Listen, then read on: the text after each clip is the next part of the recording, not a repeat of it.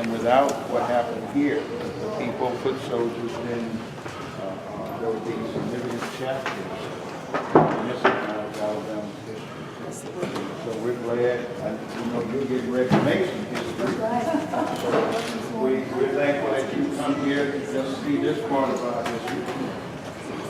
This building was built in 1908, and it was really a vision, a desire on the part of people who built it to serve God, but to serve people. Have a lot of places they could go to have social events and all of that. A school actually was operating out of here to meet the needs of people. To serve people, to serve God and to serve people. They were fabricated in Germany, shipped back over here, installed when it was constructed. A.J. Farley, a black architect who lived in Beloit, a community, I guess, about 10 miles from here. The only place a black person could have gotten the kind of training to do this would have been at Tuskegee University, which is a little bit east of here. East of Montgomery, about 40 miles or so. Oh, it's very beautiful. Yeah, there's one over here on the north side, south side, and one back here on the west side as well. And so when it's completely full, We can only get about 400 or 500. it's a lot. About 4, yeah. So this was Command Central This was... while all's going on around it. Yeah, and it was deliberately kept open by the bishop and the pastor at the time when when all the rest of the churches under an executive order from Governor Wallace at the time had been directed to close their doors. It was felt by the leadership here that foot soldiers, that persons participating in the efforts to get the right to vote needed a safe haven, needed a sanctuary. So in defiance of all of that, the doors were kept open, and it indeed was a sanctuary. It was a strategic planning place as well. Dr. Martin Luther King, John Lewis, Hosea Williams, F.D. Reese, Amelia Boynton.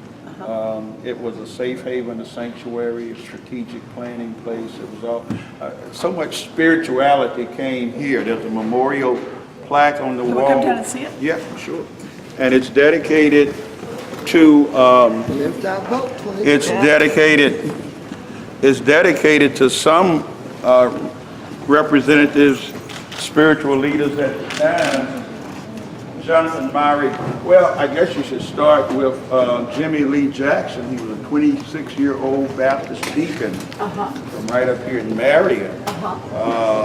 He had been shot by James Fowler, a state trooper, on February the 18th. He died in Good Samaritan Hospital that was sponsored by the Edmondites, Catholic community of faith.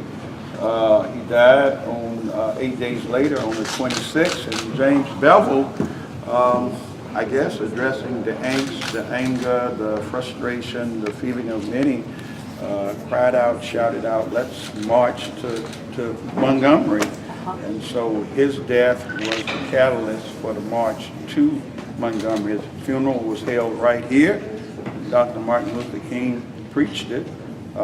James Joseph Reed, Jimmy Joe Reed, came down for the turnaround Tuesday march, intending to just spend a day, a night, and go back, but he never made it back to Boston. And his family, his wife and his children, he was brutally beaten, mortally beaten, and died. Jonathan Myrie Daniels, an Episcopalian minister, was courageous enough to step in front of Ruby Sales and take a shotgun, a little African-American teenager, take a shotgun blast intended for her, and died. The young man himself, Episcopalian minister, and Viola Liuzzo was Unitarian. James Joseph Reed was Unitarian. Ms. Liuzzo was transporting marchers, Selma to Montgomery March, and she was assassinated by the Ku Klux Klan. You know, the courage Yes. of everyone, Yes. not just those Yes. who died, but everyone who put themselves in harm's way, including the people who kept this church open. Yeah. You hear about fights that are hard, but this is one where every single person, every Yes. foot soldier, Yes. knew they were Yes. putting their lives on the line. Yeah. But they did it anyway, You're absolutely right. and they did it because of the people of faith You're absolutely right. and conviction. Yes. That's right. Yes. That's right. You're absolutely It's an right. honor. Thank you for being here. Thank you. Thank you for So coming. And thank you for the courage to do what you're doing. It absolutely has to be done, or else everything that those persons gave their lives for is in danger of being taken back and repossessed. A great part of the success of their efforts, in spite of all that was done here by foot soldiers and everyone else, had the support of other houses, Congress, Yes. Yeah. the American Promise, Lyndon Baines Johnson, the speech he made on the 15th of March to the joint session of Congress. What happened here pricked the conscience of America. This is where America was made great. America is great when she pursues her values. That's right. Oh, I'm with you on that That's when one. she's great. I'm with you on that. And so, taking this back, tearing these pages out of American history book, it dishonors the sacrifices that were made by those persons. It's why the Voting Rights, Section 5 of the Voting Rights Act needs courageous fighters like yourself. But you know, that is the reminder. Now is the moment when we need to defend our is. democracy again. It is. And that means every citizen has a right to vote and a right to have that vote Yes. counted. Yes. And that's a big part of what I believe in and what I'm out there fighting for. It means restoring the Voting Rights Act, and it means so much more. It means really putting federal muscle behind the idea that every citizen gets that right to vote. Thank you. That's right, and every one of those votes gets counted. That's foundational in our democracy. We got to do this. That's why these folk ain't even supposed to be here. They're not even supposed to be here, but they're here anyway. To the National Voting Rights Museum that was founded by They are the not- people in the but- movement. but- You can see their but- pictures and everything and hear But their because stories. Good. It's right But across the because- foot of the bridge. But because of what you're doing and because of your courage, the courage you're demonstrating right now is nothing less than the courage No. that those people demonstrated. No, it's the courage we all demonstrate. Yeah, We get out and fight for what's right. we do, we do. Last night I was asked, you know, I grew up in the Methodist church. And last night I was... Your I was- family. I was a Sunday school teacher. Oh, my Yeah. goodness. And, but last night I was asked about my favorite Bible passage, and of course I picked Matthew 25. But the reason is, you know, about the separation of the goats from the sheep. Yes, yes, But to me, what that passage is always about is there's God in each of us. yes, yes, But it's also that God calls on us to act. yes. That passage is Yes. not about you Yes. had a good heart and that's Yeah. enough to get into Yeah. heaven. Yeah. It's not enough to say, oh, you were sympathetic Yeah, to the poor. yeah, yeah. It said you saw the poor and you got up and you acted. Yeah. That's right. I was Yeah. thirsty and you Yeah. gave me drink, right? I was hungry and you fed me. I was naked, right? And you clothed me. I was in prison and you visited me, Yeah. right? Prospectively. That's right. That's right. It was rewarded and recognized retrospectively. That's right. After the fact, for service done in real time. That's right. In fact, the way to say, as you think about that, you didn't do the act for the reward. Exactly. You got rewarded because you did the Yes. act, because the Yes. act was the right Yes. thing to do. Yes. If you believe that there's God in each of us, Yes. then that is how you act. Yeah. That's right. And thank you for seeing that right now. Oh, you bet. Thank you for seeing it. Thank you. Thank you. Thank you for being here. You're a good teacher. Ah! I really like the idea of breaking up Yeah. Yes. Have you heard of platform What you got? What you The got? idea of worker ownership of platforms. Be careful. Watch your step. Watch your step. So I hope you consider looking into that as a part of What do you got? your proposal. Appreciate you so much. Very nice to meet you. He's the housing director for all of the all of public, this housing. these and others. So I hope we're going to talk about my housing. Absolutely. That's right. Yes. That's right. I want to build about 3 million new housing units across America. And please start here. You know, Please, not a bad please. idea. This is a bill that's for urban housing, rural housing, small towns, big cities, because we have a housing need everywhere. Sure we do. We do. And actually we apply for a choice neighborhood grant that's only awarded to larger cities. Yep. So there's no help for rural communities itself. So Senator, we need your help. That's right, and we're going to do this in the rural communities. Sounds good. Good. Yes. It's so good to It's a see pleasure. you. Thank Yes, you. ma'am. Very nice to Thank see you for coming to Selma. Appreciate you being here. You're good. I'm still with you. Totally and rebuild. But our issue is your bill will help us. Because rural America struggles with getting those big top dollar grants such as choice neighborhood. So we applied for the $30 million, we didn't get it. But we're still hopeful and we're still prayerful that we will come to some federal funding that can help us rehab this community. This community has been plagued with violence. We've had 2 murders this year. We've had cars that set on fire behind the church. And so we're in desperate need of housing dollars to help rehab this community.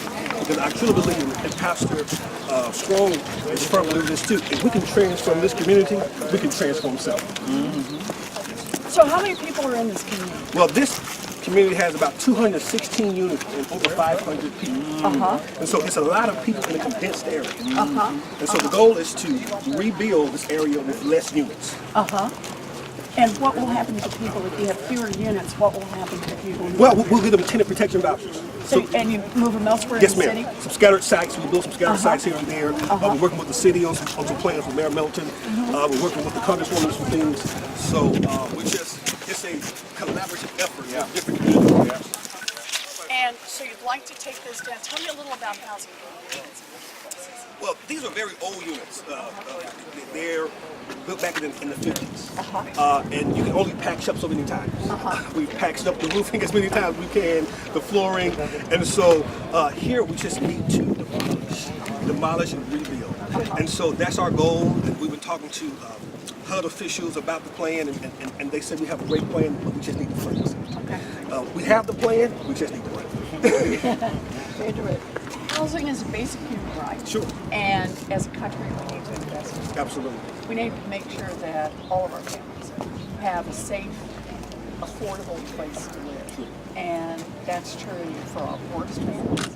It's true for working poor. It's true for working families. It's true for middle class families. And the only way that's going to happen is if we make a vision that we can live. Absolutely. So, we've got a plan Yes, ma'am. put together. A lot of money to be able to do this, about 3 million new housing units, and it means rehabbing when that's possible. It means tearing them down when it's not. It means building new Yes, when ma'am. that's the right way to go. And here's the best part about this. It's not a one-size-fits-all housing plan for all. Great. The basic idea is every community has different needs. And this is to strengthen families and to strengthen communities. So communities come forward with their plans, and as long as it's about safe and secure housing, then that's the basis on which you get the funding for it. And if what works best here is demolish, rebuild, do scattered housing, then we want it to work. But we want Selma to figure out the best plan for Selma, and then the federal government just to work. Absolutely. We look forward to it, Senator. Good. We have Congressman Sewell right Thank you. over Oh, here. good. Walk us right ahead. Yes, my former boss. It's great to see you. Good to see you. It's so good to see you. So I've been getting a great I tour. heard that you've met my pastor. I This is my have. home church, I have. Brown Chapel. I heard you Yep. even met my mom. I did. A great. force to be reckoned with. Absolutely, she is. Everybody knows she's a real congresswoman around here. But this is actually, when you talk about housing, I'm sure I've taught Kennard well, but I'm just to reiterate, this particular public housing is critically important to the movement. And the fact that this is so old, and on the inside it is cinder blocks. The fact that crime has arrived mostly around here, and it's problematic. And in fact, we talked to Secretary Castro when he was the Secretary of HUD about doing a pilot program. We've fallen that gap. Selma is 19,000, so we're a small town. So we're not considered, we're too big to be urban and too small to be rural, and too big to be urban, too small to be urban and too big to be rural. And so a pilot program where we are actually developing new housing in places of, if any places of significance, it's right here in Selma. And George Washington Carver Homes, this is where my babysitter, who wrote the book Selma, Lord Selma, and was 8 years old when Martin Luther King led the march, and she participated. She was the youngest marcher at 8 years old. She grew up in this community, and so great people come from George Washington Carver Homes, and it's sad to see the dilapidation that's here now. And I think that this is right for your housing plan. Good. You know, to me, this is just about making the commitment and being a good partner with all of our local communities. We were just talking about the fact that this is not just for big cities. No.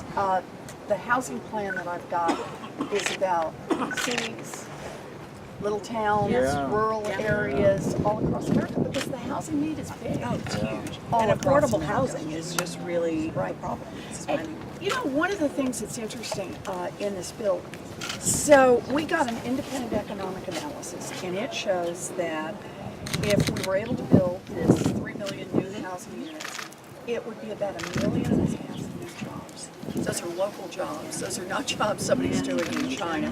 Those are jobs that are done here locally.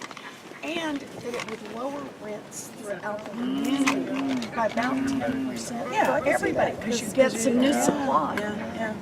You know, not just replace what's there, but add some new supply. And Well, some you know new that- supply for all kinds of Exactly. Well, I just wanted to make sure that you saw it. I'm so glad you've been in great hands. Thank you. I am. I was busy meeting with folks trying to save the federal courthouse in Selma. It was on the list to be taken away, and we've gotten it saved. So I was meeting with stakeholders to try to make that happen. Yeah, absolutely. So I would love to work with you. Yeah, let's do it. See what's going on. Yes, Congresswoman. It's a pleasure. It's so nice to meet you. I hope we have another chance to do this. Absolutely. All right, Thank thank you. you. Thank you, Thanks so Dr. much. Thank you for coming to Brown Chapel. Thanks so much. You blessed us. Thank you. Thank you. Thank you. Thank you. I'm sure he told you about the federal grants that we were able to get, historic preservation grants. Yeah, historic preservation. Very important. Hey, man. So you were awesome. Thank you. Yeah. And we're going to send it. I know. I like that. It's a chance. Exactly. I know. I like it. I'm going to give somebody this. I don't know who I'm giving this to. So I hear we're going to stop at the coffee shop. And Whatever you say. Yeah. I'm going where you say. I was hoping that we could get a chance to really walk down Broad Street. The possibilities of what, you know, the challenge for me growing up here in Selma is that Selma has been left behind. It's a town that used to be 40,000.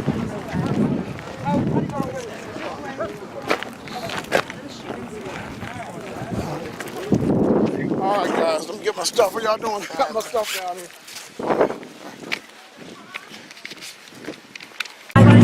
Senator Warren, It's good to be here in well, first let Selma. me just say thank you all for being here. I really want to thank Senator Elizabeth Warren for coming to visit my hometown, Selma, Alabama. Alabama's 7th Congressional District welcomes you, and in fact we have a little gift for you. I don't know where that is, but we're going to find it in a few minutes. But I wanted to just say that it's important along your journey that you see small town America. And I believe that Selma is iconic in the sense that it represents not only a historic town, but it represents the challenges that lots of small town America has. So thank you so much for being here. I thank all of you for being here. And I think she's going to accept a few questions. Good. So I'm delighted to be here with the Congresswoman. She is a strong advocate on behalf of Selma and on behalf of small towns in rural America. And I'm glad to have an opportunity to talk with her about my housing bill, to get about 3 million new housing units built in this country, and about all the ways in which we invest as a country, not just in a thinner and thinner slice at the top, but how we invest in all of our people. So Thank I'm you delighted so to be much. here. Really Anybody have a question? Have for you, either one of Yes, us? Senator, we are standing in front of the historic Edmund Pettus Bridge, which we know when Sunday happened, which was the catalyst for the Voting Rights Act. You said that you want to eliminate the electoral college. I do. How will you ensure voting rights for all Americans, particularly Black Americans who already struggle with voting rights as it stands now?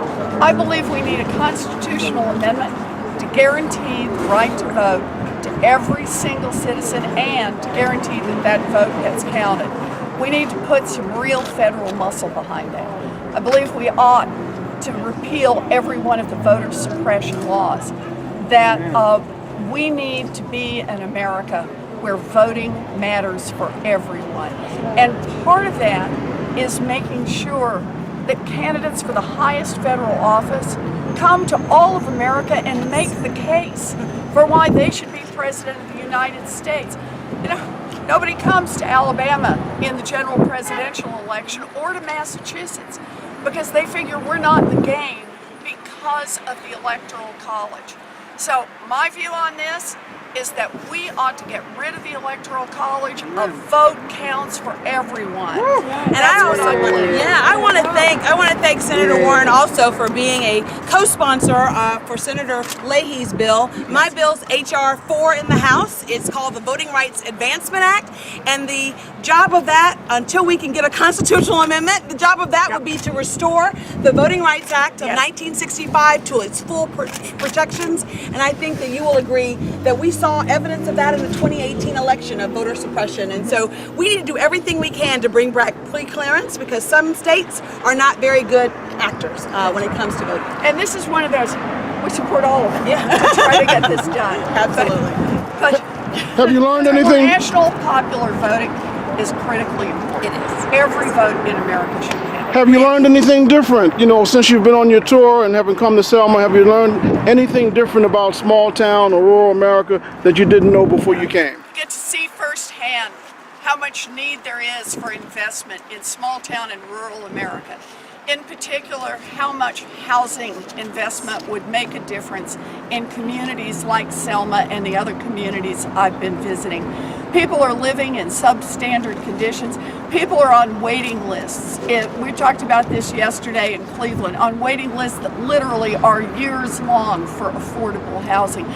This is the richest country in the history of the world. We can make certain that every person in this country has a safe and decent place to live and in a community that thrives. And the way we do that is we make investments in each other. Absolutely. Senator Warren, And I was grateful for her to visit some of our independent drugstores.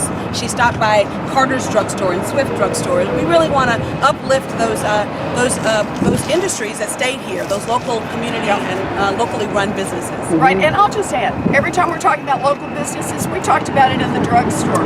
One way we can help local businesses is we can enforce America's antitrust laws. Instead of having two giant drug companies that just keep gobbling up little companies and that manage to cut deals so that they have all of the competitive advantages instead of some of our smaller and independently owned shops, that could make a real difference for small businesses and for small towns like Selma. Senator Warren, last night during the CNN town hall, you were asked about reparations. How does standing at the Edmund Pettus Bridge, the site of Bloody Sunday, inform your position on that?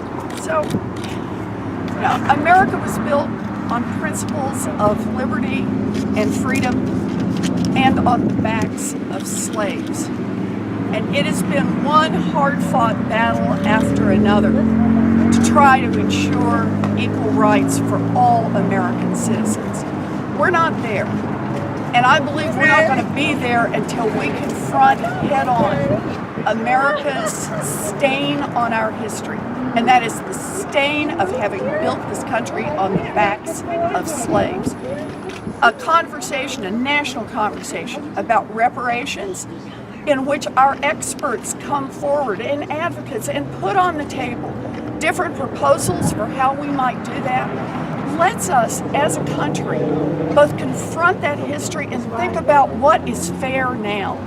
You know, we live in an America where for the average white family having $100, the average black family has about $5. That is the consequence of a history that starts in slavery and then is perpetuated by generation after generation of discrimination. We have a chance to change that. It comes to us. Last question. We have time for one more question. You've been to that. I wanted to ask you about whether you think that there is a rise of white supremacy, or at least it's being showcased more and more on social media, whether it's through live streaming or Insta stories. It seems like earlier this month in Birmingham, some high school students live streamed videos of them throwing out racial slurs, saying that black people should die. How do you get that rhetoric out? White supremacy is on the rise, and it is a threat to America. It is a threat. The terrorism that comes from white supremacy is every bit the kind of threat from ISIS or Al-Qaeda. And the way we fight back against that starts at the top.